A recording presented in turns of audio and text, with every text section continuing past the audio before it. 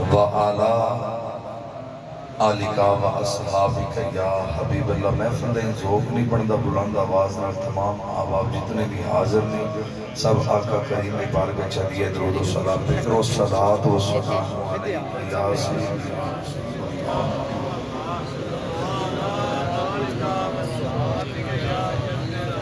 الصلاۃ والسلام علیک یا سیدی یا رسول اللہ۔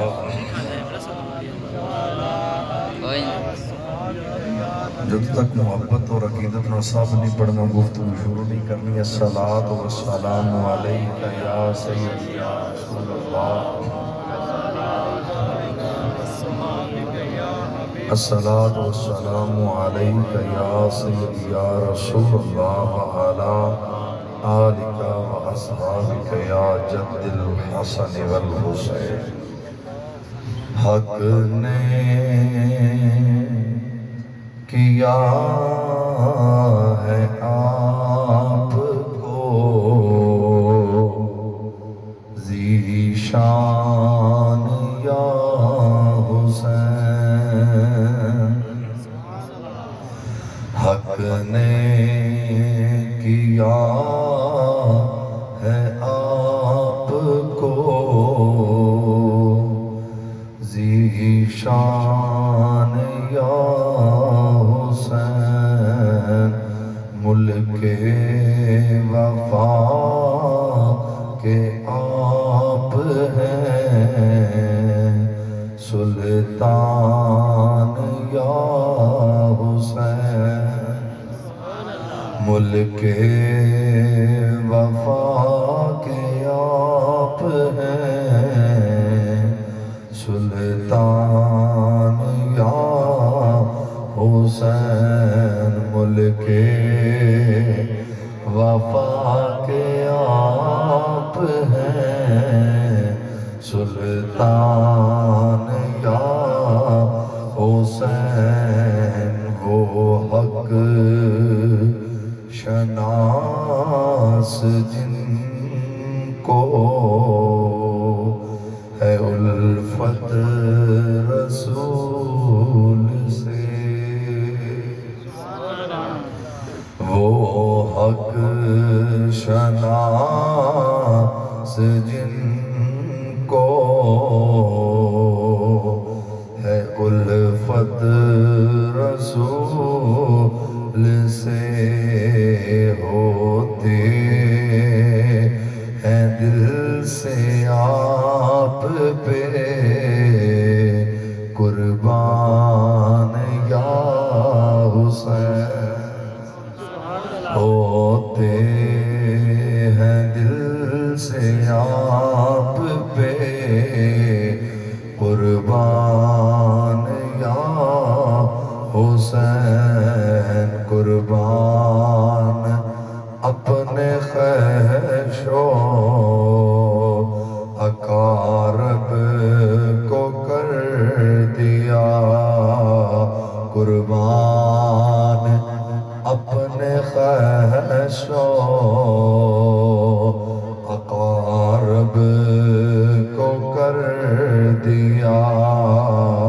سچ ہے کہ آپ حق کی برہان یا حسین۔ سچ ہے کہ آپ حق کی ہیں برہان یا حسین۔ ملک وفا کے آپ ہیں سلطان یا حسین۔ نعرہ تکبیر، اللہ اکبر، نعرہ رسالت یا رسول اللہ، نعرہ تحقیق، نعرہ حیدری یا علی، آستانہ علیہ چک بٹی شریف زندہ باد۔ اللہ جل شانہ و منوالہ اللہ رب العزت کی کریم و عظیم بارگاہ میں حمد و ثنا پیش کرنے کے بعد میرے کریم آقا امام الانبیاء فخر موجودات سرور کون و مقام در کائنات گوہر کائنات انوار کائنات حضرت محمد مصطفیٰ صلی اللہ علیہ وآلہ وسلم کی عالی مرتبت بارگاہ میں ادیہ درود و سلام پیش کرنے کے بعد سلام و حضور راکب دوش مصطفیٰ جگر گوشہ بطول سید الشہداء امام علی مقام حضرت امام حسین علیہ السلام آپ کی بارگاہ میں خراج عقیدت پیش کرتے ہوئے دعا ہے کہ خلاق عالم اپنے حبیب کا صدقہ قرآن و حدیث کی روشنی میں گفتگو کرنے کی توفیق عطا فرمائے، اور بعد از گفتگو خلاق عالم آپ کو مجھے آج جو اس نشست کے اندر موتی ہماری جھولی میں آئیں، خلاق عالم ان کے مطابق اپنی آئندہ زندگی گزارنے کی توفیق عطا فرمائے۔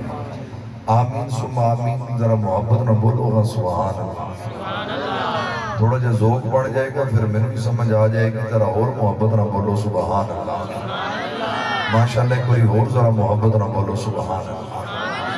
سبحان اللہ اترکنی انشاءاللہ کوشش کروں گا کہ اپنے حبیب اپنے کریم آقا کا صدقہ میں آپ کے سامنے بڑی سہل پسندی کے ساتھ گفتگو کرنا چاہتا ہوں، تو اس لیے ذرا محبت سے دوبارہ کہہ دیجئے سبحان اللہ۔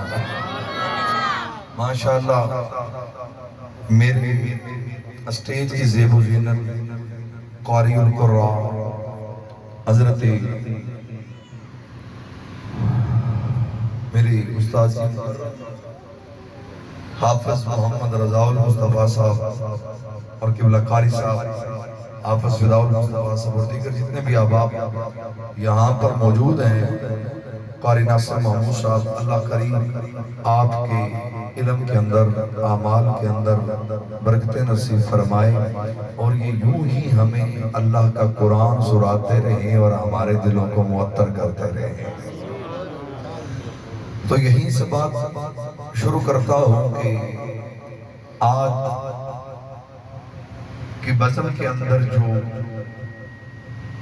اس اسٹیج کی زیب و زینت ہیں، میرے دائیں بائیں وہ قرآن کے قاری ہیں۔ اگر بات پسند آئے تو محبت سے سبحان اللہ ضرور کہیں۔ یہ سعادت اللہ نے ان کو دی ہے کہ ان کے سینوں کے اندر قرآن کو محفوظ بھی کیا ہے، اور ان کی زبانوں کے اندر رب کائنات نے تاثیر بھی رکھی ہے۔ یہ قرآن جو آج ہم اپنے منبر پر محراب پر سنا رہے ہیں، یہ صدقہ حسین کا ہے۔ تو حضرت امام علی مقام اگر نیزے پر چڑھ کر آپ قرآن نہ سناتے، آپ سورہ کہف کی آیات مقدسات کی تلاوت اس پورے رستے کے اندر نہ سناتے، تو شاید ہمیں حسین کی اس پورے سفر کو عجیب کہنے کے لیے مواد نہ ملتا۔ لیکن قرآن کا قاری ہے، نیزے پہ قرآن سنا رہا ہے، تو اللہ کے اس فرمان کے مطابق سورہ کہف سے بھی عجیب واقعہ ہمارے سامنے لے کے آ رہا ہے۔ سورہ کہف کے اندر عجیب واقعہ ہے، وہ اتنی طوالت کے ساتھ غار کے اندر رہے، پھر ان کی جو اقربا تھے جو پھر ان کے ساتھ اس غار کے اندر ہمراہی تھے، اللہ نے ان کو قرآن کی زیب و زینت بنا دیا، اور جس ہستی کے ذکر میں آج میں اور آپ موجود ہیں، قرآن نے اس کو زیب و زینت عطا فرما دی۔ تو یہاں سے گفتگو کا آغاز کرتا ہوں۔ سورہ بقرہ دوسرا پارہ آخری رکوع پہلی آیت، اللہ کریم فرماتے ہیں فَلَمَّا فَصَلَ طَالُوتُ بِالْجُنُودِ قَالَ إِنَّ اللَّهَ مُبْتَلِيكُم بِنَهَرٍ۔ تو یہاں پر اب رکیے، اللہ کریم ارشاد فرما رہا ہے، کسے ارشاد فرما رہا ہے؟ اپنے طالوت علیہ السلام کو ارشاد فرما رہا ہے۔ حضرت طالوت علیہ السلام آپ جس دور کے اندر موجود ہیں، اسی دور کے اندر حضرت سموئیل علیہ السلام بھی موجود ہیں۔ یہ اللہ کے دو نبی ہیں، اور انہی کے ساتھ عمر مبارک 6 سال ہے تو حضرت داؤد بھی موجود ہیں۔ یہ 3 انبیاء اسی دور کے اندر ہیں. تو اللہ کریم فرماتے ہیں فَلَمَّا فَصَلَ طَالُوتُ بِالْجُنُودِ. اے طالوت، اگر اس کا تھوڑا سا محلے وقوع کانٹیکسٹ بیان کروں تو اللہ کریم فرماتے ہیں کہ تمہارا خدا بڑا غیرت مند ہے. جس خدا کے تم عبادت کرتے ہو وہ خدا بڑا غیرت مند ہے. جب بھی کسی بندے نے، کسی جابر حکمران نے، کسی ظالم بادشاہ نے ماں کی عزتوں پر اور بیٹیوں کی عزتوں پر ہاتھ ڈالا ہے تو میرے خدا نے غیرت مند بندے بھیج دیے. نعرہ تکبیر، اللہ اکبر، نعرہ رسالت یا رسول اللہ، نعرہ تحقیق، نعرہ حیدری، واسطہ چالیہ چک پٹی شریف. ابھی تھوڑا موضوع خشک ہوگا اور کوشش کرتا ہوں کہ آپ کو سمجھ آ جائے. تو اس کا سیاق و سباق یہ ہے کہ جو جالوت تھا وہ اپنے دور کا بڑا بدترین حکمران تھا. وہ اتنا بدترین تھا کہ اس نے اپنے دور کے اندر غریبوں کو غربت کی لائن سے نیچے رکھ دیا، امراء کو شہرت تام دے دی. تو جب غریب بھوک اور افلاس سے مرنے لگے تو لوگوں کی عورتیں اپنا گھر چلانے کے لیے امراء کے گھر کی زینت بننا لگا. یہ وہ سیاق و سباق ہے. ہر کوئی غریب جو موجود تھا، اس کی بیٹی، اس کی ہمشی یا اس کی والدہ، وہ جو ہے وہ امراء کے بستروں کی زینت بننا شروع ہو گئی. تو خدا بڑا غیرت والا ہے.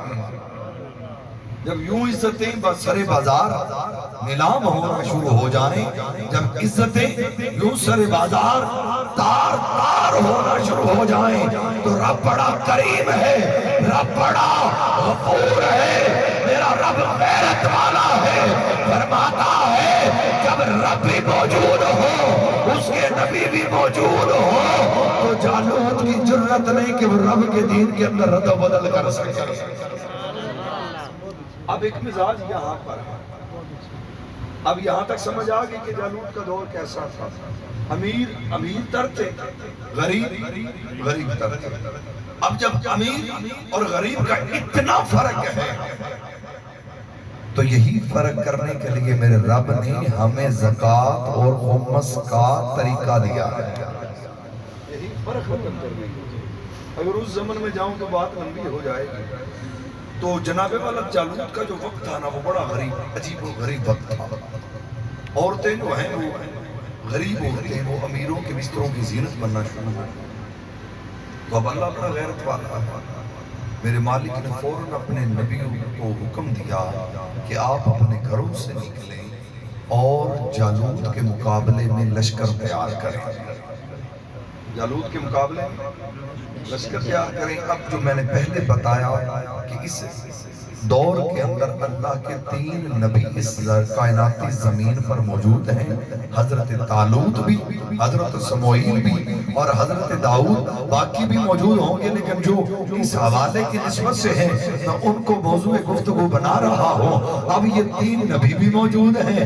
اب حالات یہ ہیں، عورتوں کی عزتیں تار تار ہو رہی ہیں. تو رب نے کہا فَلَمَّا فَصَلَ طَالُوتُ بِالْجُنُودِ. اب جالوت کی طرف تم لشکر تیار کرو، ہم نے اس کے ظلم کا خاتمہ کرنا ہے. ہم نے اس کے ظلم کا خاتمہ کرنا ہے. اب یہاں اب چلتے ہیں دوسری طرف. حضرت عبداللہ بن حنظلہ، آپ بیٹے ہیں غسیل الملائکہ حضرت حنظلہ کے. حضرت حنظلہ کا معاملہ کیا ہے؟ جب آپ کی شہادت ہوئی نا تو غزوہ احد کے اندر میرے کریم نبی پاک صلی اللہ علیہ وسلم کے اصحاب نے آپ کو میدان کارزار کے اندر ڈھونڈنا شروع کیا. ڈھونڈ رہے ہیں.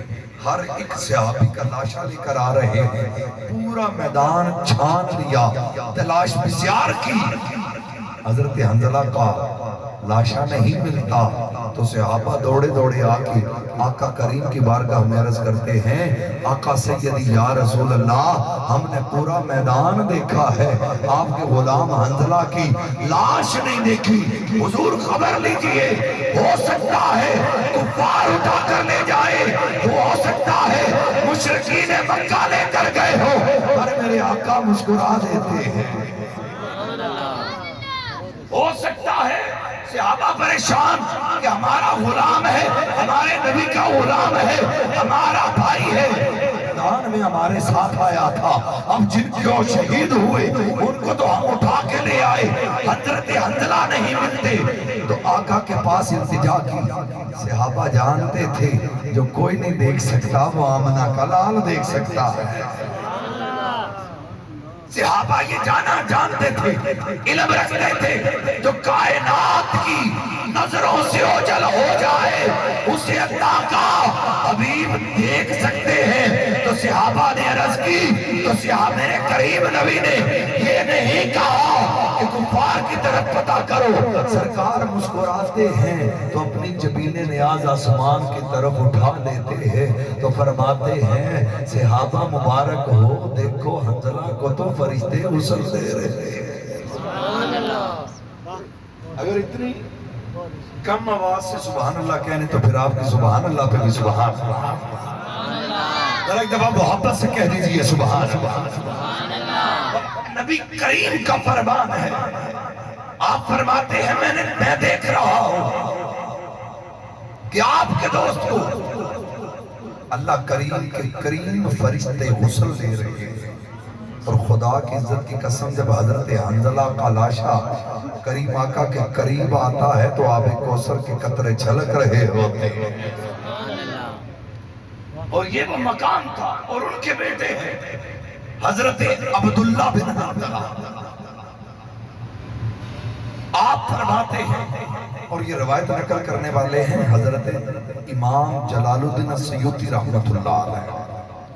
اب جلال الدین السیوطی کا جو مقام ہے وہ تو آپ حفاظ کرام سے اور آپ سے سنا ہی ہوگا کہ آپ کو امام شیرانی فرماتے ہیں کہ 75 مرتبہ میرے کریم آقا کی زیارت ہوئی ہے۔ کتنی مرتبہ؟ 75 مرتبہ۔ اور نواب صدیق الحسن خان بھوپالی دوسرے دھڑے کا بڑا تگڑا مولوی، وہ اپنے امام جلال الدین السیوطی کے بارے میں لکھتا ہے کہ ہمارا جو امام ہے اس کو 75 مرتبہ نہیں 22 مرتبہ کریم آقا کی زیارت ہوئی ہے۔ تو ایک غلام اٹھا، اس نے کہا جب ایک بار زیارت ہو جائے پھر پیچھے رہتا کیا؟ تو 75 نہ مان، 22 دفعہ مان لے، تو ہم کہتے ہیں جسے ایک مرتبہ زیارت ہو جائے پھر اسے کائنات کی کوئی چیز اپنے پاس رکھ سکتی ہی نہیں ہے۔ معاملہ یہ تھا، حضرت امام جلال الدین السیوطی جب بھی سلام پڑھا کرتے تھے نا تو میرے آقا قریب آ کر زیارت دے کر خود سلام سنا کرتے تھے۔ اور حضرت حنظلہ جو وسیل الملائکہ ہے ان کو یہ مرتبہ دیا ہے تو اللہ نے اپنے حبیب کی نسبت سے عطا فرمایا ہے۔ جب صحابہ کو اللہ کریم بتا رہے ہیں، اب یہاں صرف ایک ذوق کے لیے آپ کی توجہ کے لیے ایک بات کرتا ہو کہ ہم جو باتیں کر رہے ہیں یہ اپنی طرف سے نہیں، قرآن ملا تو بھی زبان مصطفیٰ سے، حدیث ملی تو بھی زبان مصطفیٰ سے، اور اہل ایمان کا تقاضا یہ ہے کہ ایک ایک حرف محبوب دینا دا سانو دسدا وانگ قرآن ایک ایک حرف محبوب دینا دا سانو دسدا وانگ قرآن ہر دم یاد سجن وچ رہنا ساڈا ایہو گرد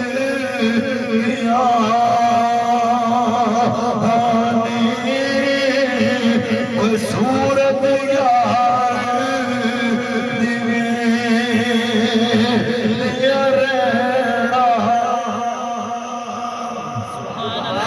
صورت یار دیا رہنا سب بلا دی جان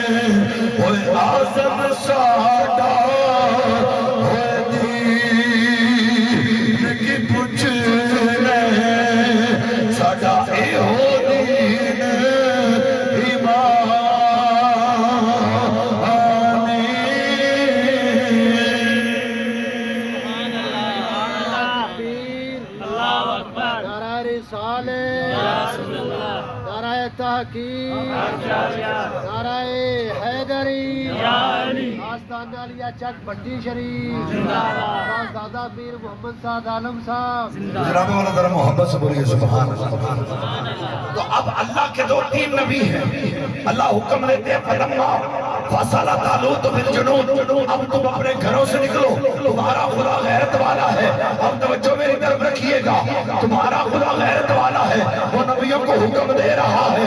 فرمایا اب جالوت کے مقابلے میں لشکر لو۔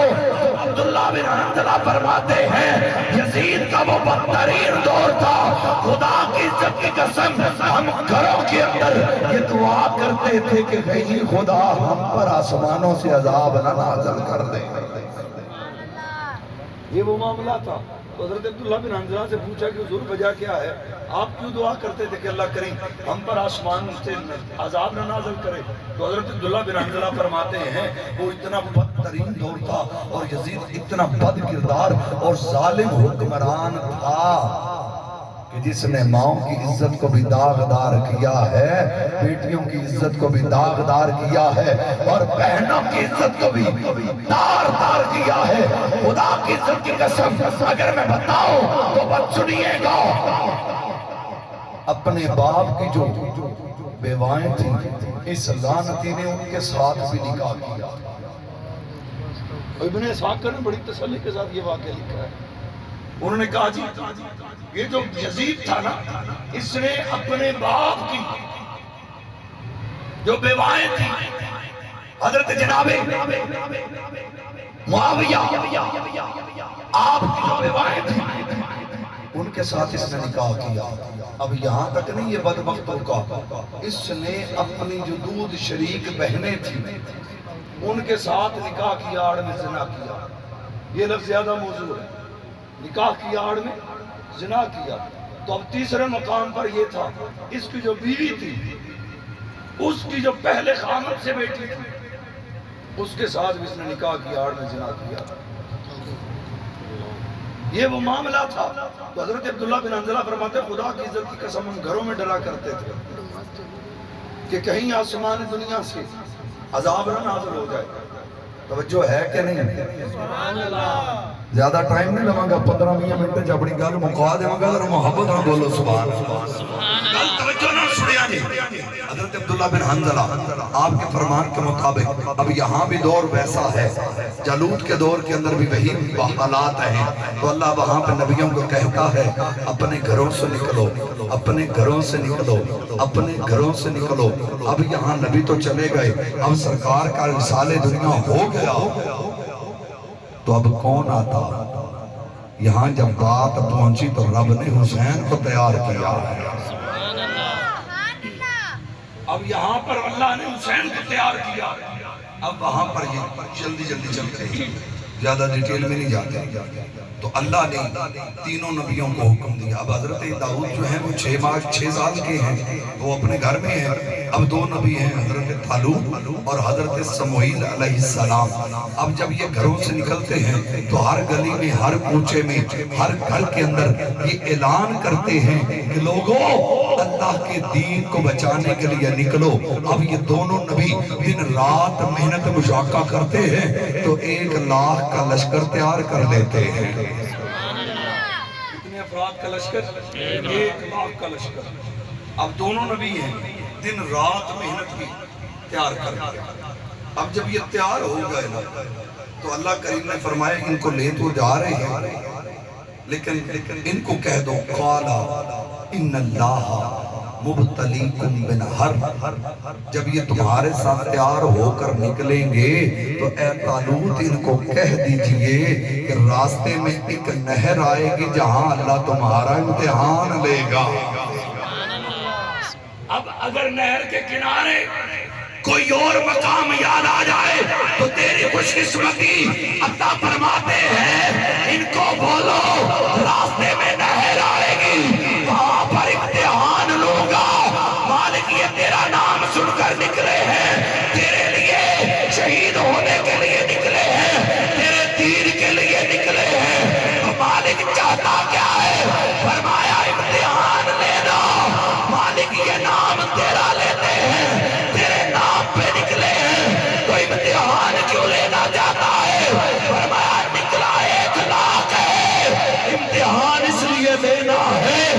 دنیا کو پتہ چل جائے کہ ان میں میرے کتنے ہیں اور غیر کے کتنے ہیں۔ نعرہ تکبیر، اللہ اکبر، نعرہ رسالت، یا رسول اللہ، نعرہ تحقیق، حق جاریہ، نعرہ حیدری، یا علی۔ اب اللہ نے کہا کہ امتحان لینا ہے، میں نے نہر کے کنارے، مالک وجہ کیا ہے؟ فرمایا میں نے دیکھنا ہے تیرے کتنے ہیں۔ اب یہی بات ذہن میں رکھیے گا، اللہ کہہ رہے ہیں میں امتحان لوں گا کس چیز کا؟ میں نے دیکھنا ہے، نکلا 1,00,000 ہے تو اس میں میرے کتنے ہیں اور غیر کے کتنے ہیں؟ سبحان اللہ، میرے کتنے ہیں اور غیر کے کتنے؟ امتحان کے لیے کمرہ ہونا چاہیے، جگہ کا تعین ہونا چاہیے، سوال نامہ ہونا چاہیے، پھر امتحان ہوتا ہے۔ تو اللہ نے بڑا ڈیٹیل کے ساتھ ہمیں بتا دیا جب بھی میں امتحان لوں گا تو میں نہر کے کنارے امتحان لوں گا۔ حضور نہر کے کنارے، تو اگر کسی کو نہر فرات یاد آ گئی اس کی خوش قسمتی۔ اب آگے چلیے، اللہ امتحان کیا لے گا؟ سوال کیا ہے؟ فرمایا فمن شرب منہ فلیس منی۔ امتحان یہ ہے، گرمی بھی لگ رہی ہوگی، پیاس بھی لگ رہی ہوگی، چہرے پر تمازن کی وجہ سے سرخی بھی ہوگی، سامنے ٹھنڈا پانی ہوگا، سامنے ٹھنڈا پانی ہو، سامنے ٹھنڈا پانی ہوگا۔ اب وہاں پر امتحان کا سوال کیا رکھا؟ کہا نہر پر لے جاؤ اور وہاں پتہ چلے گا کون میرا ہے، کون دیار غیر سے تعلق رکھتا ہے۔ مالک سوال کیا ہے؟ فرمایا پانی کی پیاس لگی ہوگی، 1,00,000 کا لشکر موجود ہے، سب آبا وہاں پر کھڑے ہو جائیں، ومن شرب منہ فلیس منی۔ اب انہیں کہہ دینا بے شک پانی سامنے موجود ہے پر تم نے پانی نہیں پینا۔ سبحان اللہ،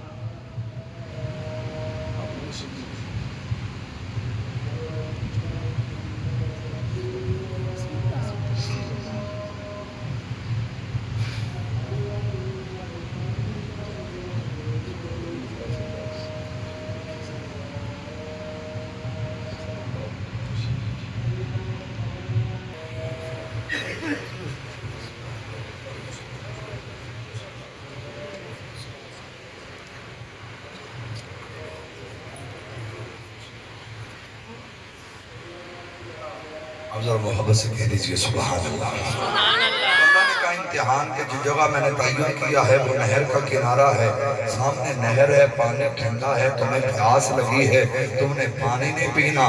ومن شرب منہ فلیس منی، جو نہر سے پانی پیے گا وہ میرا کچھ نہیں لگتا، خدا اس کا کچھ نہیں لگتا۔ ومن لم یطعمہ فإنہ منی، اور جو نہر سے پانی نہیں پیے گا میں رب اس کا ہوں، وہ میرا ہے۔ اب یہ مقام یہ سمجھ لیجیے، یہ ترجمہ ہے، یہ تھوڑی سی تشریحاً بات کر رہا ہوں۔ پانی نہیں پینا، جو پیے گا اس کے ساتھ میرا کوئی تعلق نہیں ہے، جو پیے گا اس کے ساتھ میرا کوئی تعلق نہیں ہے، جو نہیں پیے گا میں اس کا وہ میرا۔ اب نکلے کتنے تھے؟ 1,00,000، کتنے؟ 1,00,000۔ 1,00,000۔ تو اللہ نے ان کے دلوں کی تھوڑی سی جو کمی ہے اس کو دیکھا، اِلَّا مَنِ اغْتَرَفَ غُرْفَةً بِيَدِهِ۔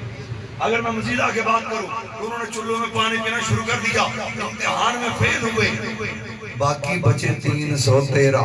سبحان اللہ، پورے لشکر کے اندر تفسیر خازن والوں نے لکھا اور تفسیر قرطبی والوں نے بھی لکھا، وہ کہتے ہیں نکلا 1,00,000 تھا، جب رب نے امتحان لیا کہ پانی نہیں پینا، وہ پیاس کو برداشت نہ کر سکے، جو کامیاب ہوئے وہ 313 تھے۔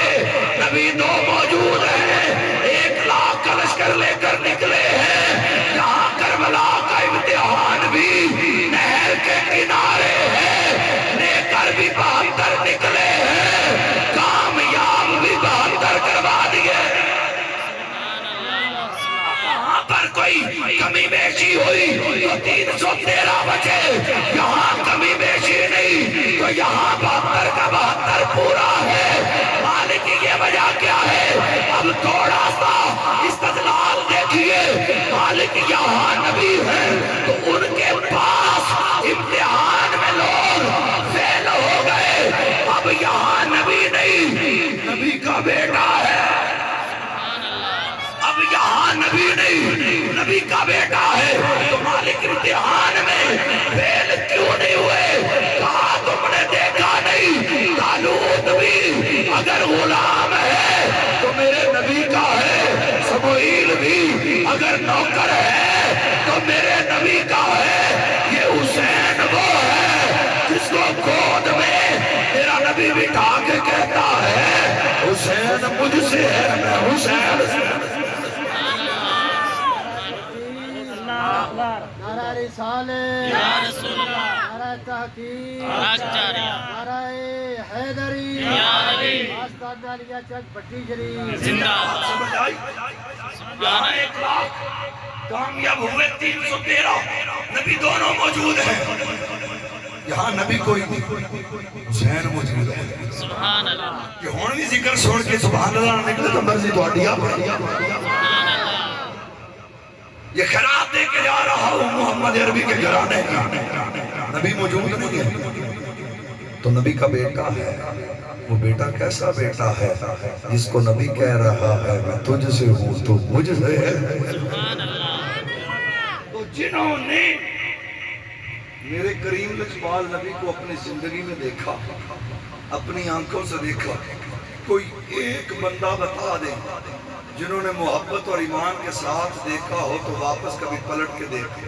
سبحان اللہ، کوئی ایک بندہ پوری سمائے ہستی سے کہ جس نے میرے حبیب کا دیدار کیا ہو، میرے مدنی تاجدار کا دیدار کیا ہو تو کہا یار نہیں، دل کو وہ نہیں دیا، پسند نہیں ہے، چھڑو بھی ہو وہ الگ نہیں، اے او دروازہ جدے تے ایک باری آندا ہے واپس جان دا خیال ہی نہیں رہا۔ شاعر کبھی کہتا ہے ہزاروں میں 72 تن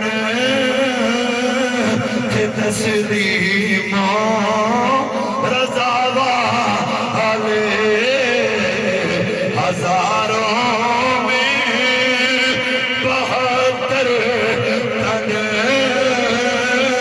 تھے تسلیموں رضا والے، حقیقت میں خدا ان کا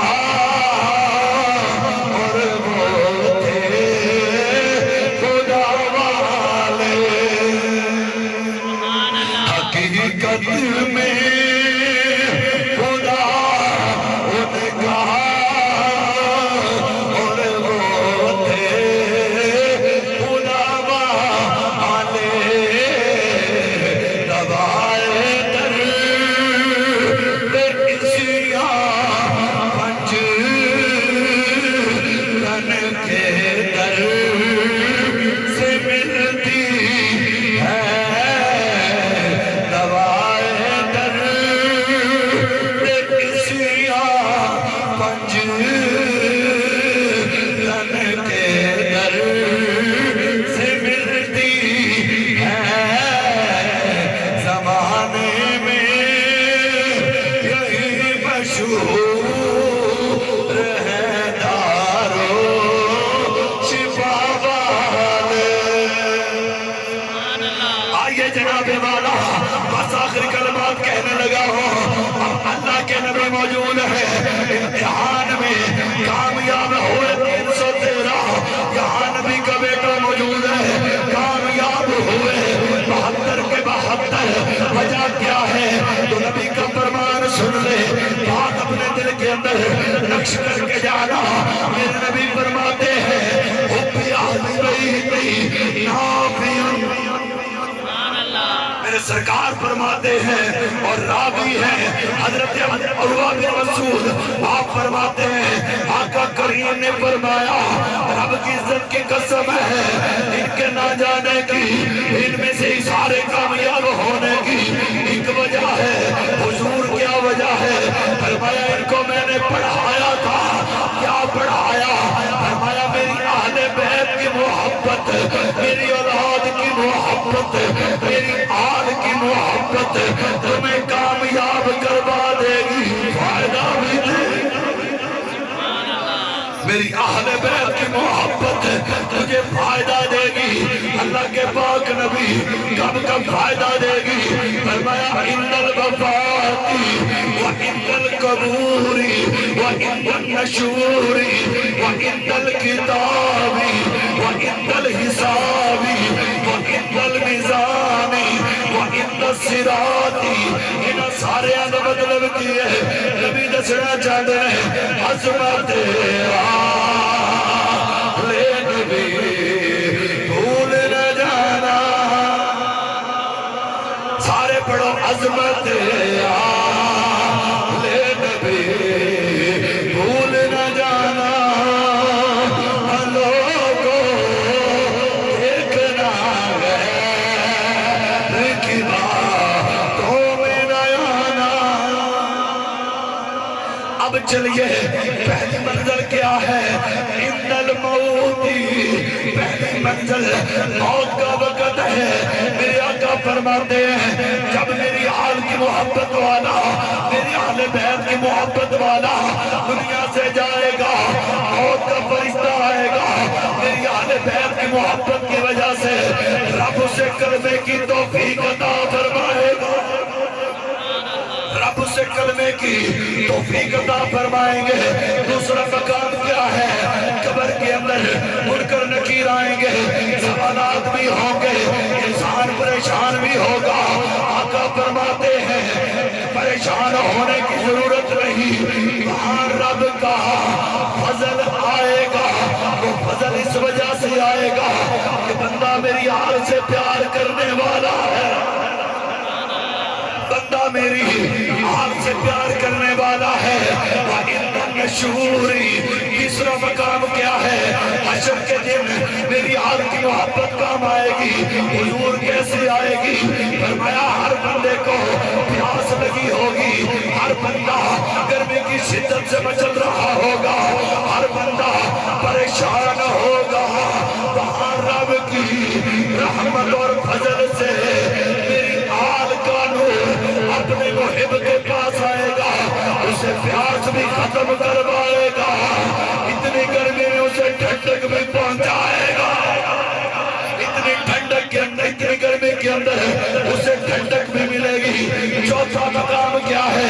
فرمایا وَإِنَّ الْكِتَابِ، جب نامہ اعمال دینے کی باری ہوگی جو میری آل سے پیار کرے گا اسے بائیں ہاتھ کے اندر نہیں بلکہ رب نے اسے جب نامہ اعمال دلوانا ہے تو اس کے دائیں ہاتھ میں اللہ نامہ اعمال دلوائیں گے. پھر وہ انگل حسابی، پھر جب کتاب مل گئی اس کے نامہ اعمال دائیں ہاتھ میں آ گئے تو فرمایا اب حساب کا وقت ہے. آقا کریم فرماتے ہیں جو میری آل سے پیار کرے گا اس کے حساب کے وقت میں خود رب کائنات کے حضور اس بندے کی سفارش کروں گا. تو پھر آگے چلیے پانچواں چھٹا مقام کیا ہے؟ چھٹا مقام یہ ہے وَإِنَّ الْمِيزَانِ. چھٹا مقام کیا ہے؟ جب ترازو اٹھے گا ایک پلڑا کم ہوگا، ایک زیادہ ہوگا. آقا کریم فرماتے ہیں رب کی عزت کی وہ قسم ہے، میرے آقا نے فرمایا جو میری آل سے محبت کرے گا محبت تو وہ گناہگار نہیں ہوئے گا، محبت تو وہ خطاکار نہیں ہوگا. اگر چاہے قضا اس کے گناہ زیادہ ہو گئے پریشان ہونے کی ضرورت نہیں. اللہ اس کے نیکیوں کے پلڑے کے اندر آل کی محبت رکھے گا، نیکیوں کا پلڑا بھاری ہو جائے. آخری مقام کیا ہے؟ وَإِنَّ الصِّرَاطِ، میرے آقا فرماتے ہیں آخری مقام یہ ہے کہ جب میری آل کی محبت والا بندہ صراط سے گزرے گا اسے پریشانی نہیں ہوگی، کیونکہ میری آل جو ہے وہ ستار، میری آل جو ہے وہ سفینہ نجات ہے. وہ پل سے ایسے گزرے گا جیسے بجلی گزرتی ہے، جیسے بجلی گزرتی ہے. تو بتا کر کہنا کیا چاہتے ہیں؟ یہی بات بتانا چاہتے ہیں کہ عظمت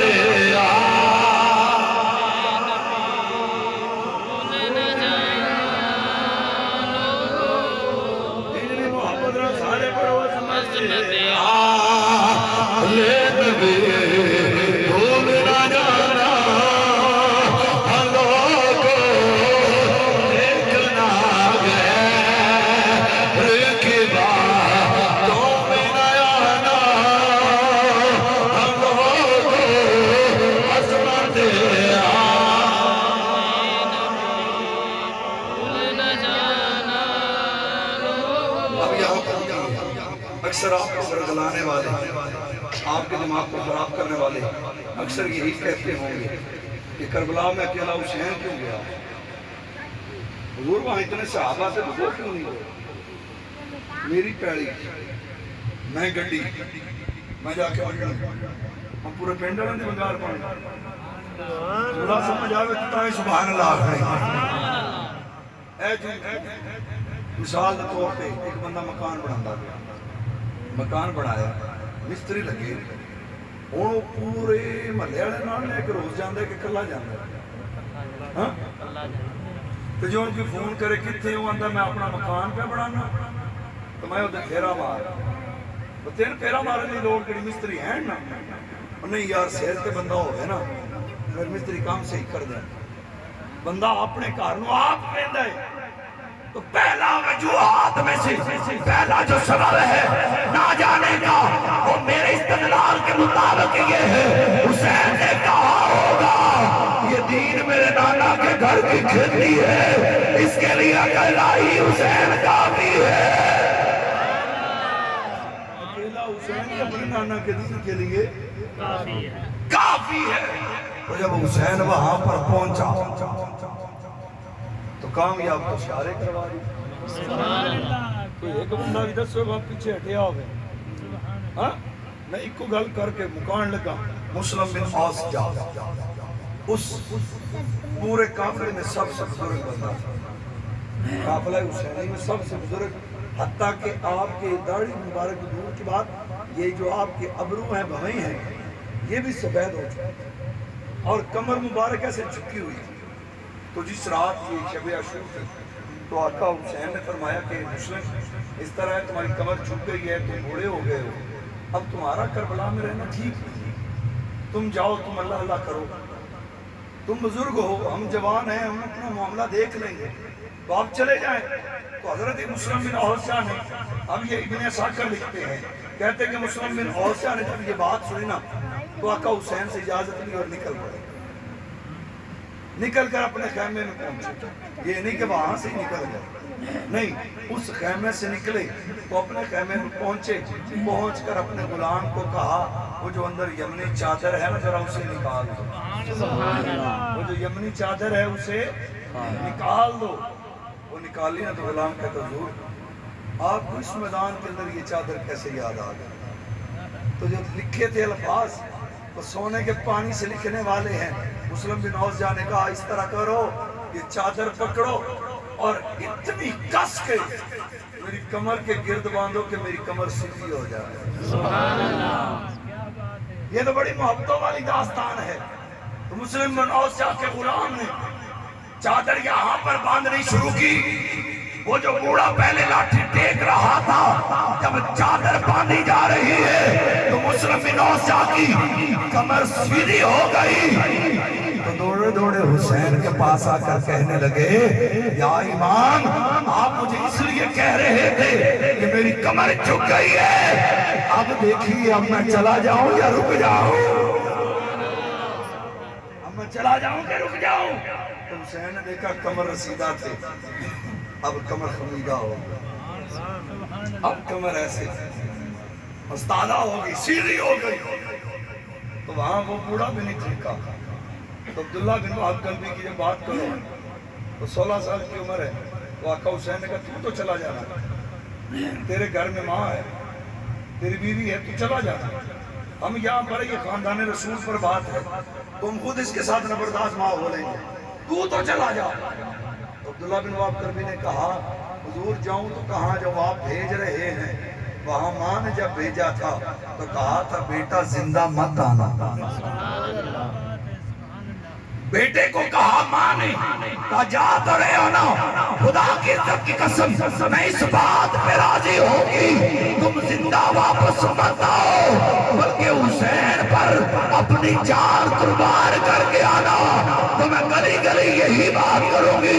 کیا بات کرو گی ماں؟ تو ماں کہتی ہے یہی کہو گی عظمت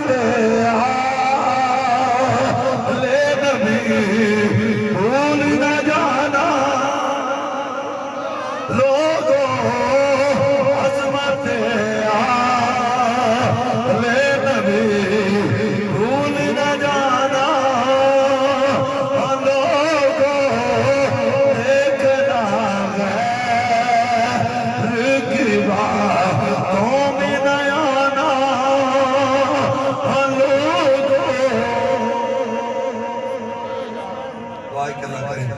انہیں کلمات پہ اپنی گفتگو مکمل کرتا ہوں. یہ جب محبت آ جاتی ہے نا تو پھر یہ بوڑھے جوان نہیں دیکھتی, پھر یہ سب کو جوان کر دیتی.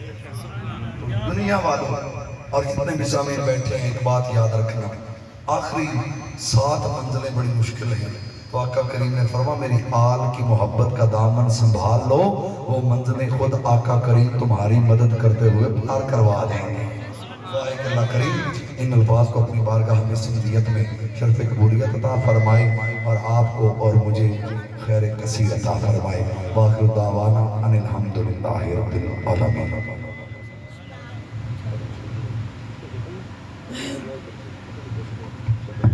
آمین. اللہم صلی علی محمد وعلا آل محمد کما صلیت علی ابراہیم وعلا آل ابراہیم انکا حمید مجید.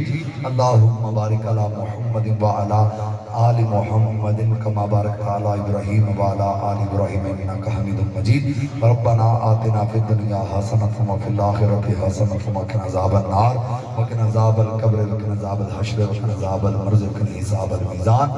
یا الہ العالمین جو ذکر اذکار جو شہدائے کربلا کا ذکر قرآن پاک کی تلاوت اور دیگر جو کچھ صحابین صاحبان صاحبان نے پڑھا, سامعین نے سنا, حاضرین نے حاضری دی, واعظین نے واعظ کیا, مالک سب تمام کلمات صحیحہ اپنی بارگاہ میں قبول فرماتے ہوئے میرے آقا نامدار شفیع معظم راحت الوجہاں حضرت محمد مصطفیٰ صلی اللہ علیہ وسلم کے دربار میں پیش کرتے ہیں, قبول و منظور فرما.